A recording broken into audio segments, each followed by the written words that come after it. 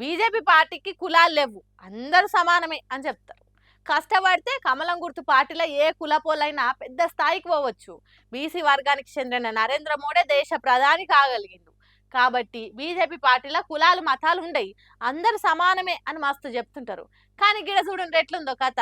అయ్యా సర్పంచ్ నువ్వురా, నువ్వు ఒక నెల ఊరుకున్నావురా, ఇరారా నాడా ఏమయ్యా క్రిస్టియనా?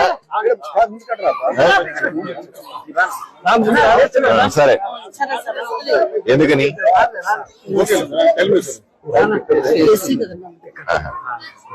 ఏమయ్యా సర్పంచ్ నువ్వు గక్క నిల్చున్నవేంది, నువ్వే కదా ముఖ్యం, ఇక్కడ రా అని ఆదోని పువ్వు గుర్తు పార్టీ ఎమ్మెల్యే సర్పంచ్ని షేర్ మీదకి పిలిచిండు.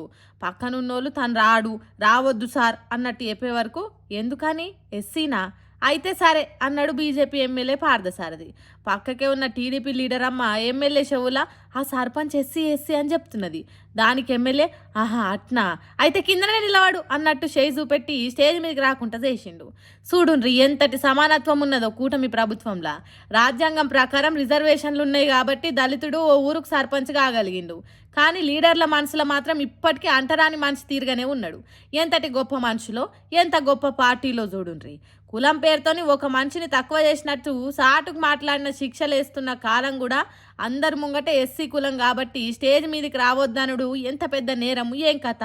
మళ్ళీ ఇదే లీడర్లు అసెంబ్లీలల్లా పార్లమెంట్లల్లా దేశం సమానత్వం సాధించాలి, కులమతం లేకుండా అభివృద్ధి జరగాలి అని స్పీచ్లు దంచుతారు, నీతులు చెప్తారు.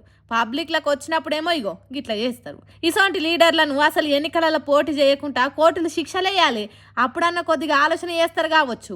ఒక మనిషిని ఇంకో మనిషి కించపరిచినట్టు యేసుడైంది.